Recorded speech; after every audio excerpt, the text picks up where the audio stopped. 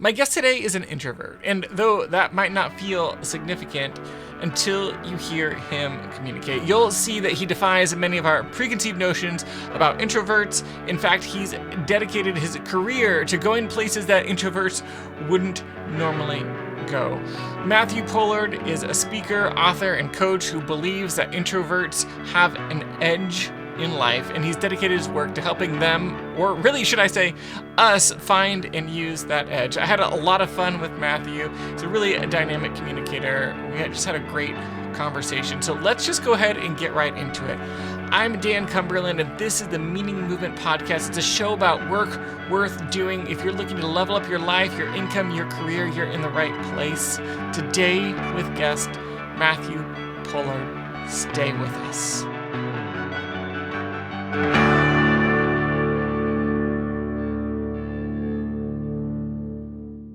There's a big problem that's changing everything about the world as we know it: carbon and the impact of humans on the earth. We talk about it with words like climate change and global warming. But there's just two really important things that you need to know about it. First, this is an overwhelmingly big problem. So much so that it's likely that you feel as though your choices don't matter in the face of it. Second, that overwhelming feeling that I just mentioned, it's intentional. It was put there by design. The industries that make the biggest environmental impact have a vested interest in you feeling overwhelmed and powerless. They've marketed, lobbied, and schemed to create that feeling in all of us. In short, we've been lied to. But here's the good news. There's a lot you can do to make a difference. And the other good news is that there's still time. The Carbon Almanac is a book and project about these problems and what we can do to solve them. It was created and run by volunteers on the premise that it's not too late, but none of us can fix this problem on our own. We need each other. There are many ways to get involved, but simply learning more is a great start. Here are 3 steps you can take. First, go to thecarbonalmanac.org and sign up for the Daily Difference emails. They give you a short thought and a practical action that you can take alongside thousands of others every day. Second, get the Carbon Almanac book. It's full of facts, articles, graphs, and art. It's beautiful and fun to engage with. It's all footnoted and fact-checked. And importantly, it's made by volunteers whose only agenda is to solve these systemic issues. You can find it wherever books are sold. Finally, since you're listening to a podcast, search for the Carbon Almanac wherever you're listening. You'll find the Carbon Almanac Podcast Network and a few shows featuring expert insight, discussion, inspiration, and ways to take action. There's even a show just for kids. Do what appeals to you. Just do something. There's still time to make a huge difference in the future of the planet, but we can't solve this on our own. Join us. Matthew, thank you so much for joining me. Welcome to the Meaning Movement Podcast. Man, I'm ecstatic to be here. Thanks for having me on. I love it. The question I like to start with is, how do you begin to talk about the work that you do? You know, it's interesting. I think that if I was to communicate, the thing I'm most passionate about is that I'm really passionate about helping introverts realize that they're not second-class citizens, that their path to success is just different to that of an extrovert. And I'm really on a mission to help other introverts, more specifically introverted service providers, realize they can have a rapid growth business doing what they love, but not by hiding away, getting better at their functional skill, but focusing on the things outside the scope of their functional skill that really allow them to create a business that revolves around them, their family, and their life, not trying to survive and having their work, which becomes their total obsession, dominate them. I love that. And so much there that I want to unpack and get into.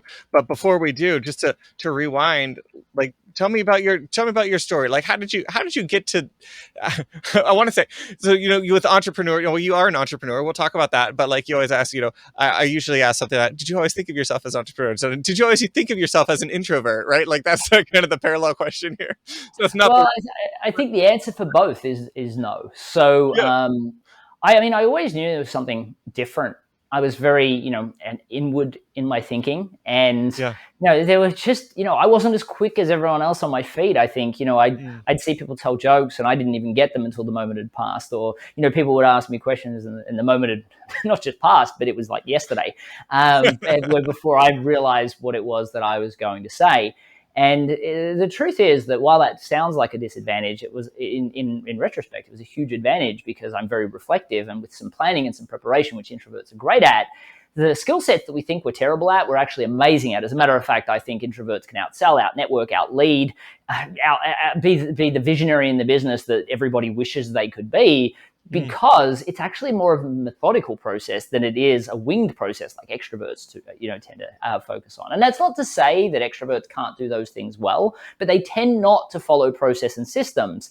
And process and systems will always outperform somebody winging something. And by the way, introverts are terrible at winging things, so we definitely shouldn't do that. But for me, I discovered that I was an introvert only really when I started to really understand the limitations that I thought that I had, and then start to work out ways around them. And then what I realized is there was a word for what I was feeling, and that was introversion. But by the way, it isn't a limitation. Our path to success is just different. And that's what I realized when I moved into the world of entrepreneurship, and even before that, into the world of sales. Now, a lot of people, and I want to be clear about this, a lot of people are probably hearing me speak right now and saying there's no way this person's an introvert. He's articulate, he's very clear, he's very direct in what he's speaking about. Again, with planning and preparation and 150 interviews behind your belt or under your belt, you can be very clear. If you get me chatting about something that's not my comfort zone, something that I'm perhaps not passionate about, or something that I haven't practiced and rehearsed well, I actually tend to have more of a word salad more often than not, and I can get caught out. So because of that, I'm very, because I'm speaking about my zone of genius, like every business owner should, it's actually a lot easier. But when I talk about this, a lot of people project extroversion on me, and other people like Zig Ziglar, the most well-known sales trainer in the world, was also an introvert. They project extroversion because we know we can't do those things. We can do, our path is different. So for me, what happened was, in late high school, I had a reading speed of a sixth grader. I was horribly introverted. I got diagnosed with this thing called Irlen syndrome, which basically means I put on this funny pair of colored lenses for the people that are watching this on video, and miraculously, I can learn to read. Now, I can't learn to read like everybody else is at that age. I could start the process of learning. So for me, the last 2 years of high school were horrific. I worked so hard, but I did manage to get into the top 20% of my state. But my whole family could see I was exhausted. I had no idea what I wanted to do. And if I spent the next years in college, I would have spun out, because if you don't know what you want to do and you find it really difficult, the chances of success are much lower. So we all agreed I was going to take a year to find myself, and I'm sure some people have had kids that do that. Now, I wasn't, or we've done it ourselves. Yes, well, you're speaking to the right audience. Well, that's it. And I think and truthfully, I've done it more than once, right? Where I've taken some time. In 2000, and it's a whole new story, but in 2013, I did it again. I took a year to find myself, but the thing was for me that I went, what, I have no idea what I want to do. So let's take a job at a real estate agency. And before you think it, I wasn't out selling. I was the guy in the back office doing data entry with a look on my face. Don't speak to me. I'm here to discover myself. But 3 weeks into that job, I got told that I was out of work. They decided they were shutting down the office, and that was it. I worked there 3 weeks. I'm now out of work. This is Christmas time in Australia, which for everybody, it's summer at Christmas time. So we take a month off. We go away on the 20th of December. We don't come back till the 15th or 20th of January. So if you're an employee, you're not hiring. But I had to get a job. So the only jobs I could find were these things called commission-only sales roles. So I remember going to a couple of interviews, which were terrifying to apply for. And then, I applied. I got 3 interviews from the 3 things I applied for. I got, 3 job offers. And I'm like, maybe they see something in me I don't see in myself. Well, no, I got told pretty quickly. They hire everyone. They have this saying, you throw mud up against the wall, you see what sticks. I was the mud. Well, 5 days product training, not a second of sales training. I get thrown on this road called Sydney Road in Melbourne, Australia. Go sell. I didn't even know what to say. So I go to walk in the first door. I was luckily politely told to leave. Then I was sworn at. Then I was told to get a real job, which was always my favorite. It's the only job I could get. And that just happened door after door until my 93rd door where I made my first sale. And I remember I made about $70. And then I had a realization. I got to do this again tomorrow and the next day. And the next wasn't okay. Now, for a lot of people that are listening, we're talking about transitions, we tend to say, well, these are our limitations. We can't break free of them. And more often than not, introverts will say, I don't have gift of gab. So clearly sales is one of those things I'm just going to have to deal with that. I refused to believe that Lady Luck was going to be the only thing that qualified whether I was going to succeed or fail. And I was going to always be a little bit less lucky than the extroverts. So well, how am I going to learn a system? Because truthfully, sales had to be a system or my year was going to be horrible. And I went to YouTube and I literally typed in sales system and all these videos came up. And I just went every day. I'd spend 8 hours out in the field applying what I learned, 8 hours at home practicing the next step. Weekends, I'd spend 16 hours practicing, which, by the way, doesn't sound fun to anyone, I'm sure, that's listening. But within 6 weeks, within a week or so, it was down to 65 doors, then 41 doors, then 22, and then 19, then 12, then 9, then 3. Eventually, I got it down to making a sale every 3 doors. Wow. About 6 weeks in, my manager pulls me aside. I thought I'd done something wrong because he looked horrified is the best example thing I can say. But he said, Matt, we just got our national sales figures back then, before technology what it was, that came once a month. Turns out you're the number one salesperson in the company, which happened to be the largest sales and marketing company in the Southern Hemisphere, which blew them away because I was the quiet guy. I handed my paperwork in downstairs, spoke to nobody. So then they said, you're management material. I have no idea why they think if you're good at sales, you can manage. They're like, don't worry, we give you 20 people. It's mud up against the wall. We'll see what sticks. Well, no one stuck. They all quit, 24 hours. Back to YouTube, I went to learn how to manage. Turns out introverts can do that too with a system and process. Well, fast forward just shy of a year, I promoted 7 times. I ended up the head of the state manager for the head office state. And then, fast forward just shy of a decade, I've been responsible for 5 multi-million-dollar success stories. And all of it came down to, I believe, me saying, if there was a way, what would it be? And then a willingness to do the work to actually apply that system. And I think what happens is most people will either be defined by the barriers they believe or perceive that they have. And then secondly, even if they do think that they can obtain it, they don't dedicate the time. I mean, it took me 6 weeks. I've carried those skills for the rest of my life. Yet what I find is most people say, oh, I want to do it, but I don't have time. But I then spend 6 hours on Netflix binging something that is not going to change their life. Yes. Wow, what an incredible journey you've been on, and just so much in there to unpack. I think I'm just so floored by. One, it seems like you have a natural gift for numbers, or at least the very fact that you're tracking, like that's. You're tracking that it took you 93 doors. Was that part of their system? Like they're like, you got to keep track, you got to report, or is that just you were just like, I just got to keep track of how long it takes me to make a sale? Tell me about that.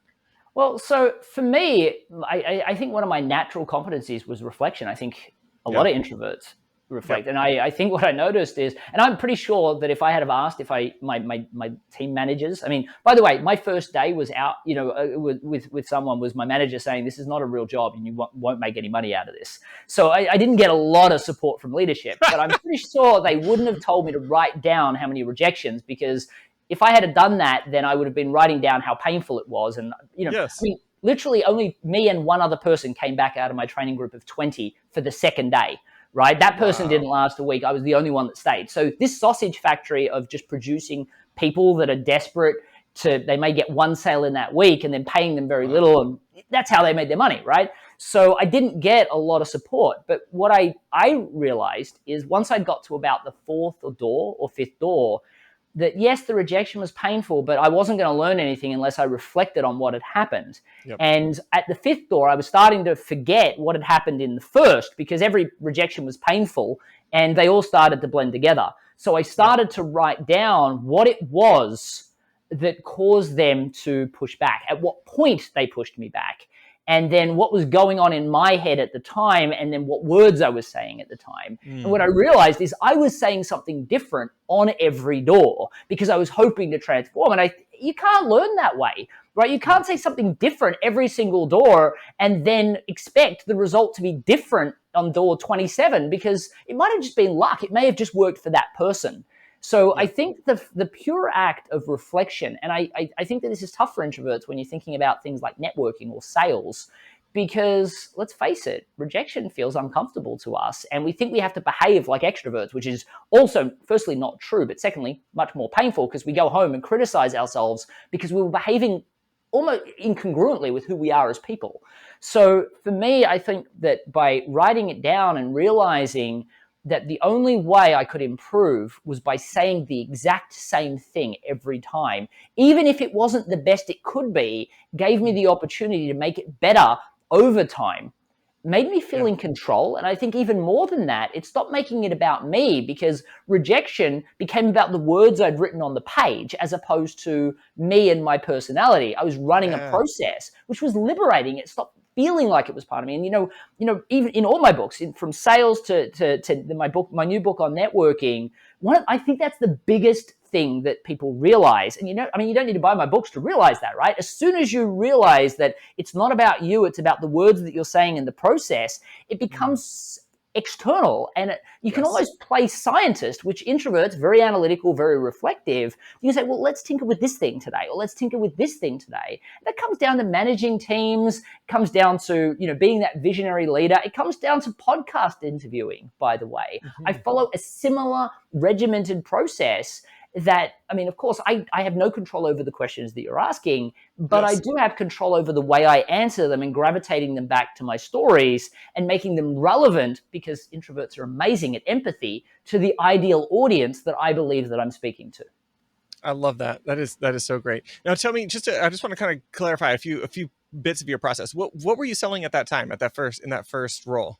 Yeah, I was selling telecommunications. So I was that guy that was walking into businesses when they had customers in their shop and saying, hey, you want to save like 20% on your telephone bill? And they're like, 7 customers. I've got better things to do right now. Exactly. That was the job I was doing. I love it. And then as you worked your way up, and then you said you've had multiple $1 million successors. Are those all in that same company, or were there other companies that you joined or started along the way? Tell me, just kind of fill out some of those details for me. Absolutely. So my first business straight out of the gate was in telecommunications. I literally in a year, and I'd like to say I got overconfident, but what I noticed is every time I got promoted, I got a pay cut, because I get a little less, I get a little bit more salary, but then I'd get a lot less commission. And it would, and you were really good at selling. Exactly. But I get commission on everybody else's sales, which was fine if you're not getting promoted as quickly as I was. But every time I found like I got my team to a point where I was earning close to the same income, I get promoted, and now my commissions were based on a different team in a different state. And so I literally said to my manager, don't bring me back to, I was in Adelaide, which is a state in Australia. And, I was there for 4 months. And I remember when I started, I had 2 people that worked for me. One person I'm pretty sure was, homeless, but came in to use our facilities and stuff in the morning and didn't ever make a sale. So I got rid of that person pretty quick. And the other person was in his, late 60s and was going through cancer treatment at the time. Wow. And he was trying to get sales just to cover his treatment costs. But that was my entire team. I was a 19-year-old kid out of home, and that was my first, out-of-state job. And I managed to turn that into a state that actually outperformed head office. To put that in perspective, that is like, some small city in Ohio outselling New York City. And it was an amazing transformation according to what they'd done. They'd never had like some small team from nowhere outsource, like Melbourne. Melbourne's huge. And then I got promoted, and I then lost all the commissions I was supposed to get off that. And when I came back, I said, I'll come back, but you have to promise me you'll look after me for salary. And when I came back, they offered me a $45,000 salary, which I was earning as a commission-only rep over $3,000 a week as a commission rep before all the promotions. And I said, look, I finally got myself back to that income. Don't give me, don't rip me off. And when I came back, they said, Matt, you're, at that time, an 18-year-old kid. There's no job you're going to get. I think I was 19, actually. There's no job you're going to get that's going to pay you that much. And they were right. But that just meant starting my own business was my only option. So I started my own business, and, within the space of a year, it turned over more than $1 million. And, by year 3, we turned over just over $3.5 million a year. But, I have to tell you that by year 3, like talking about call rates was like nails on a chalkboard for me. And, we were talking about this just before the interview. People think that what they want is a rapid growth business. They don't. What they want is a rapid growth business with customers they love, in a business they make great money out of, where they get to help people they care about. Because I can promise you, I can create rapid growth out of anything. But there is nothing worse than a rapid growth business with customers you can't stand in a business you do not like. And that was what I had created for myself. So yes, I transitioned over time. And it's funny, when you're looking to find yourself, and this is when we talked about the other gap year I had. In 2013, I decided I was going to start a new type of business. And I did a year of soul searching. And I literally traveled the world for an entire year. It was partly a party year for me because I'd worked long hours for a long period of time, and partly because I wanted to start in a new country. And just because, and it's funny, now I know what I know about online marketing, I would probably not have done this. But back then I was a person that used to walk into people's businesses to make sales. And I went, well, Australia's only 20 million people. Texas is 20 million people, right? So I could sell to all of the United States or all of Brazil or all of Europe. So I went, well, where am I going to set up? And during that year of soul searching, I realized that if you're not doing something that sets you on fire, then you're either not going to muster the fire in your belly to go out and do it, which I didn't have that problem, don't get me wrong. I was able to muster the fire in my belly and go out and charge. But there's actually nothing worse than getting to the finish line and go, oh my gosh, I hate this. And then buying all these really amazing toys to try and fill this depth in your soul. So for a year, I literally searched for what it was I wanted to do. And what I realized is, and my last business was an education company, and we had 3,500 students, all tradespeople. And I loved having contact with people and making them see that they could run their businesses more effectively and make more profit. But what I realized is that every time my business grew, I had less contact with people and more of the organization wide. And what I realized is what I really wanted to do was just coach a few people a month, show them how to obtain rapid growth, and then fire them as clients. Because once I've done the part where I help them get the message, the niche, and the sales system, they don't need someone of my caliber anymore. And that's my favorite toy in the world to play with. And then once I would then send them on their way, and then we built an online program. We wrote the books that sold, I think 75,000 copies and in 16 languages now. And that's really allowed me to do what I love. I mean, I hope that people can tell through this that the level of passion and energy that you're getting right now is because I love what I do. Now, don't get me wrong. I could still do this interview and still give it as much energy. But the difference is, as an introvert, at the end of this, I'm still going to be tired. But planning and process and system means I'm going to be less tired. And passion means that I'm going to be even less tired. When you add those two things together, I can not only outperform an extrovert that does an interview without a planned process, I don't need to have as much rehabilitation afterwards where I just sit in front of them. Now, don't get me wrong. I do have a plan to spend 15 minutes watching a TV show after this. That's my replenishment time. Yeah. But I don't need half a day. I need 15 minutes because then I'm actually itching to go and do something else because I love what I do. Most people don't have that, which is why most people can't compete with those that do. I love it. I love it. For those, I love that you use a phrase, mustering that fire in your belly, which I think is that's a great visual. I love it. It sounds like feels like a dragon, right? Like getting the fire so you can breathe that fire out. But I'm curious, for folks, a lot of people listening, they're hitting play on this. They want to make some change in their life. They want to maybe find themselves, might be a word that they're using. They might be thinking about career change. They might just be thinking like, I just don't like, something in my life's not working now. It might be my work. It might be me. I don't know. Maybe they don't have the ability to take a gap year right now. But I think the question I want to ask is about mustering the fire in the belly. Is it mustering or is it finding something that can feed that fire? Or how do you think about that? So I have to tell you, it took me a year to figure it out because what happens is people live in the world of shiny objects.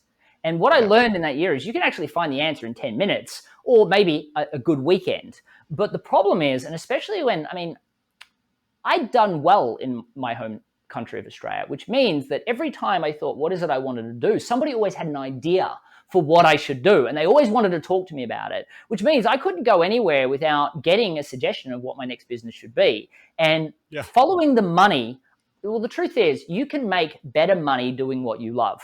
It doesn't seem like it originally because everyone's got these opportunities that you should follow. And somebody that's great at sales, don't get me wrong, you can get on anything that's a campaign right now and make more money than most people could make in a lifetime in a couple of years. If you're great at sales and you can build a sales team. Skill sets I had, which means I could have made a fortune forever just constantly selling my soul to the highest bidder.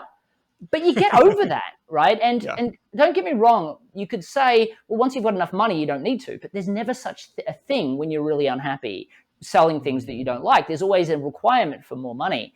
But also what I discovered, if you just spend a little bit of time thinking, so don't get me wrong, that year was really helpful, but it helped me realize that it's actually a lot simpler to discover what you want. Just people don't really ask. They go, what is it I want to do with my life? I wonder what social media says. Or what do I want to do with my life? Let's listen to a few more podcast interviews. They're constantly consuming and they're constantly following shiny objects and they're constantly distracted by family, by friends, by the notifications on their phone. Truthfully, if most people did one thing that nobody, I bet, listening has been able to do in their entire lifetime, their adult lifetime, take a 2-day weekend where they don't talk to anybody at all. They rent a cabin or they say to their family, you guys go on holidays, I'm staying put and I'm switching all the TVs off and I'm leaving my phone in a drawer, right? I'm going to go and buy a $50 prepaid. Call me on that number if there's an emergency, but I'm taking a weekend. And literally spend time with themselves and their thoughts. And what I always suggest to people is the first thing you should do is write out all your fears, because the fears are usually what dictates the decisions. And, there's a good quote by Jim Carrey. Jim Carrey, for those that don't know Jim Carrey, famous comedian.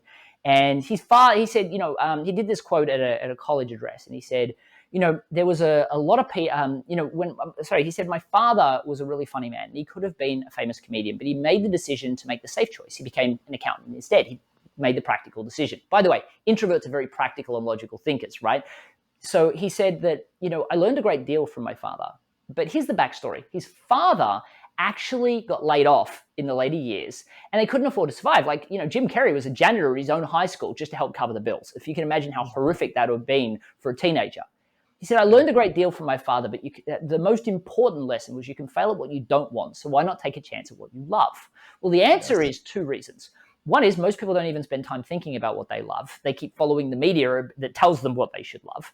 And the second is that most people are too scared to actually take action because they can't see a path to making money. They say, if they do discover their passion, they're like, I should try and do this, but practically I can't make money. In a split second, they don't give themselves time to even think. So what you need to firstly do is discover what you're passionate about. And there's actually a book, terrible title name. It's called The Way of the Superior Man. And the first chapter, I'm not a big fan of the whole book. The first chapter is really good. It says, spend a period of time just with your thoughts. The first thing I would suggest you do is write out all the fears you've got, because you need to realize that those are the things that are actually dictating what you do. But the second thing, and I've got 2 podcasts. One, for the introverts listening, I've got a podcast called The Introvert's Edge. I think you'll love it. But I've got another podcast called The Better Business Coach. And episode 17 is called Forget About Goals, Why is the Key to Success? And here's the milestone that I learned. Everybody, especially high achievers, are really good at setting goals. But when they set them, high achievers especially, they'll write their goals in like 2 seconds. But when I get to the next part of the exercise and I ask them why they want them, they struggle to answer the questions. And the reason they struggle is because they've inherited that goal from their mother, their father, drunk roommate they had in college. They hear these things and like, that's what I want. And they spend their life charging after it, which is what I did originally, right? I got to success and went, yuck. So the thing that you need to do is firstly limit the number of goals. Because what happens is people set hundreds of audacious goals. Now, everyone says set audacious goals. All you're doing is lying to yourself. You need to focus. But the other thing is you need to limit your exposure to those goals, because most people haven't hit a goal for as long as they can remember. So the first thing I do is say, set 3 business or career goals, set 3 personal goals, 1 selfish to yourself, because it blows me away how many times people all their goals are about serving their family and other people, but nothing for them. And truthfully, that will be one of the biggest things that drive you. Funnily enough, sometimes when I suggest that, it might have been the first time it even occurred to them to do it. But once you get your 3 business goals, you can use SMART criteria, something that's specific, measurable, so you're time-based, but it's the whys that are important, because the whys need to embody why you actually care, right? So many people go, I need this because I want to buy this, or I need this because there's such practical answers. If you can't connect it with your passion and your mission and your desire to serve and feel part of something, they're not going to push you. So I suggest that you set 3 business, 3 career-ish goals and 3 personal goals. Then because that way you can make sure they're all congruent, they're all pushing you in the right direction, and then you make them short-term goals. So yes, okay, if you've got a business, you might want to make $1 million. And I'm not saying you can't. I'm saying the way you might get there will change as you make more money, and your belief that it's possible will change. You know, I worked with a client that I took from literally making no money at all to 300,000 the following, like literally 4 months later, he went from 12,000 by October to 120,000 by the end of the year, 300,000 the following year. But his goal was, I'm going to make $1 million by the end of the year. I'm like, dude, it's October, you've made 12,000. You don't believe that that's possible. And secondly, how would you do it? And he's like, I'm going to have 10 ghostwriters working for me. They're all going to do 10 books at $20,000 each. I'm going to make 10,000. They're going to make 10,000. That's the business model. I said, great, but you haven't even sold one for $20,000 yet. You just told me you think that people can't afford it. By the way, he charges $130,000 for a ghostwritten book now. And he's booked out for like over a year. But here's what I will say. That made him feel good, because the reason why he was so desperate right now is he was going to hit $1 million goal. No, he wasn't. He was lying to himself. That's gambling, right? I've got a blog post on my website. If you go to MatthewPollard.com, it's called, Do You Have a Small Business or a Gambling Addiction? He had a gambling addiction. He was selling himself a future journey. What I said to him is, I said, all right, but at the moment you're in scarcity mode. What would that number look like to not be in scarcity? I call this an independence goal. And he said, well, all I need is 56,000. I said, great, let's focus on that. We hit that in less than 6 weeks. So as soon as he hit that, I said, do you still want to have 10 people working for you? He said, oh, gosh, no, that would be the last thing I want. I'm an introvert. The last thing I want to do is have 10 people constantly reporting I'm constantly responsible for. So I then said, well, okay, what's your next goal? 120, right? Was his next goal. And I said, so what do you want now? He said, I want to have a retail store that sells books, where we've got community centers where people can come and learn about books, and I want to be able to write my own books. Great. Funnily enough, when he hit 120, I said, do you still want that? At this point, he's charging $55,000 for a ghostwritten book, and he's now making $120,000. He said, oh, gosh, no, I get to work with authors in Switzerland. I get to work with authors in London. That would be a boat anchor tying me to a city. I don't want that. My family loves to travel. So here's the thing that happens. Firstly, we say these goals, which gets in the way of our belief that can happen. But also, as we grow as individuals and we believe in ourselves, we also are willing to trade off less of what we want to trade off less of our personal time and less of what we consider as important for more money, because we're out of that scarcity mode. So I will also tell you that what you believe is possible changes. So the business model that he at 120 and we created together at that point was vastly different to the business originally, but that's because he learned a lot, and he had more case studies, and he had more people reaching out to him because he created a message that didn't commoditize him. He niched down, he had great stories, he had a great sales system, and his business was working. So the focal point is set shorter goals, what I call self-efficacy goals, set less of them, and know your whys and your passion behind them. If you have that and you do the job well, then you'll find that you can charge at that goal with energy and inspiration. It stops being so much about you because it's passion mission, which also means if you're trying to sell your products and services, you don't go into networking rooms feeling like you're a transactional person. People, and in my new book, The Introvert's Edge to Networking, I talking about your passion and mission for service, not when somebody says, what is it you do, as opposed to, I'm this functional skill, I've worked with these groups of people, and my ideal customer is this, which sounds like, hey, I'd love to have you as a client because I'm dying to buy a brand new motor car, and I think you could help with that, right? So as soon as you start to focus on passion and mission, you feel much more authentic as well. So for me, that is the shift point. When you do that, and you can do that in a weekend. You can come to terms with your fears so that you don't listen to any of those. You put them on hold for just a period of time. Do those goals, set what's important to you, make them short, and set yourself a 3 to 6 month goals, right? So that you knock those out of the park, your belief grows, you see yourself moving forward, and for the first time in your life, you'll have momentum. Everything will seem possible. I love that. It's a really great framework. I'm curious, just to illustrate this a little bit for you, what are your current goals? What are some of the things you're chasing? Yeah, absolutely. So, and it's quite funny. So when I first moved to the United States, remember I was a guy that used to sell through door-to-door telecommunications retail stores. That's all I knew. When I first moved to the United States, my goal was to figure this online thing out, because I kind of felt like it was a bunch of people taking photos of their donut for something to say on Instagram, which is what I thought, right? And I never wanted to do that. And funnily enough, I figured it out. And what I realized is most people can't clearly articulate the value of what you do. And if you can't articulate the value of what you do when you're face-to-face with somebody in a networking room when they're politely listening for 2 to 3 minutes, you have no chance online when you get a fraction of a second. So what I realized is I didn't have to work half as hard. I didn't have to be the loudest because I could be the clearest. And then I could leverage a bunch of automation to make sure that I had clients from all over the world chase me. Amazing skill set to have, and it's actually not hard to create. But then that was me really figuring online out. But what I realized, and now to the point we're getting so many people read my books, they want to work with me one-on-one, they want to buy my online programs. And for me, there's just this limit of how many people I can help, how many people I can work with. So my objective this year is actually, we've got a new platform called Introvert You.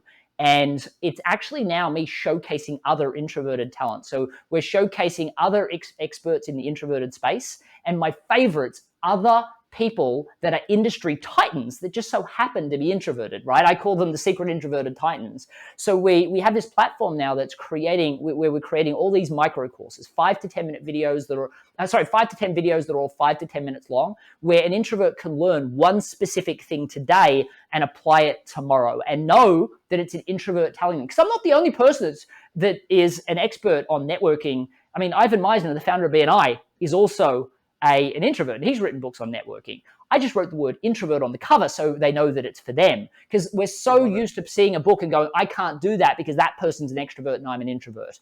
So for me, I wanted to create a platform that was all about exposing other introverts that are successful and creating a community. There's community function to it, but also all these learnings and trainings. Every month we're dropping new stuff in to help other introverts realize how the skill sets they need to be successful, and more importantly, to make sure they're constantly being presented with it, so we don't listen to another extrovert that tells us how hard it is for us. We know we actually have an edge. I love it. It's fantastic. I know we're kind of coming up on time here, so I just want to, as we move towards wrapping up, for people who want to follow along with your work and connect with you, is there anything in particular you'd like to invite people to? Yeah, absolutely. So, and thank you for asking. So obviously they can definitely check out Introvert You. If they Google my name, I mean, a bunch of stuff comes up. My publisher hates me when I say this. You don't need to buy my books. I'm really committed. Well, it's just for me, as I said, in congruency with my mission. I mean, that's why I founded National Introverts Week as well, because I want to change the dialogue.